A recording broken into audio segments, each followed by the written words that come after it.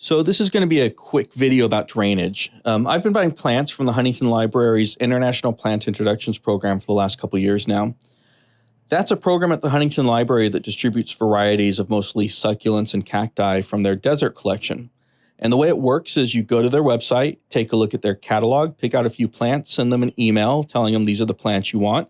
And in a couple months, they send you an email back saying that the plants are ready to be picked up or shipped.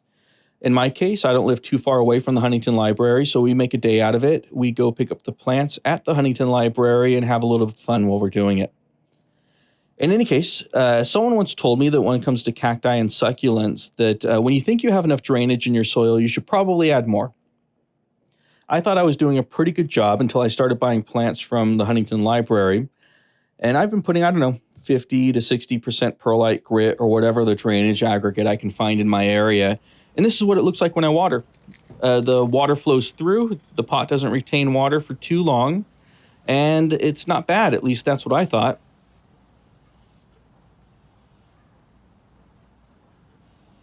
But whenever I pick up plants from the Huntington Library, this is what it looks like. You can see that the water flows straight through like it's running through a strainer or a sieve.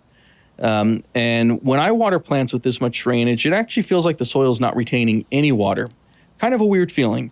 And it actually feels kind of wrong, which probably means that it's right. It feels wrong if you're used to keeping plants that have a high organic content in their soil.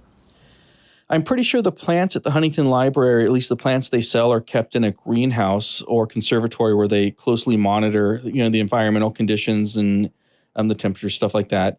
I keep my plants outside.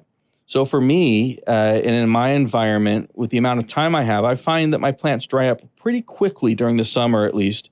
If I have this much drainage, I just have to water them too frequently. So with a few exceptions, I don't really run this much drainage or as much drainage as the Huntington Library, except for cactus that are super prone to root rot.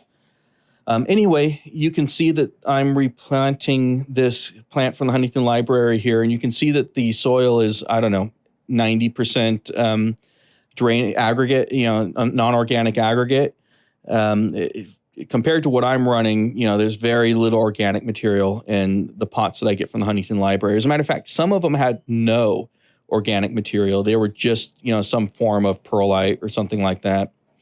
Now, there's no doubt that the good people at the Huntington Library know what they're doing, and I will default to them and follow their lead as best I can. But I also find it's important to modify your plant's soil based on your local environment and conditions. So, if you live in a humid condition or human environment or something, modify accordingly.